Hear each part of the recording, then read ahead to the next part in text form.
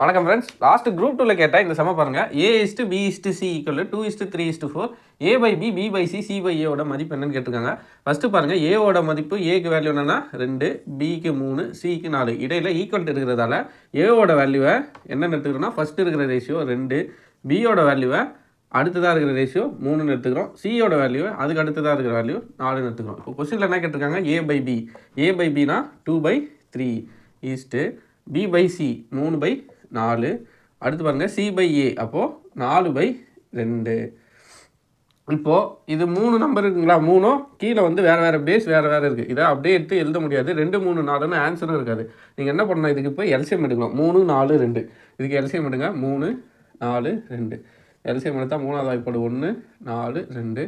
ரெண்டாவது டேபிளில் போட்டிங்கன்னா 1, 2, 1.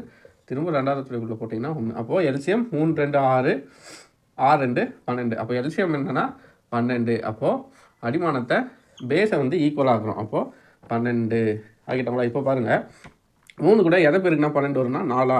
அப்போது 4 மேலே பெருக்குங்க. 3, 4, 12 ஆகிடுச்சு. மேலே பாருங்க, 2, 4, 8. பக்கத்தில் ஈஸ்ட் இருக்குங்களா? அது ஈஸ்ட் அப்படியே வச்சுக்கோங்க. அடுத்து 4 கூட 3 பெருக்குன்னா 12ங்களா? அப்போ மேலேயும் 3 பெருக்குங்க. 3, 3, 9. அடுத்து பாருங்கள், 2 கூட 6 பெருக்கணும்.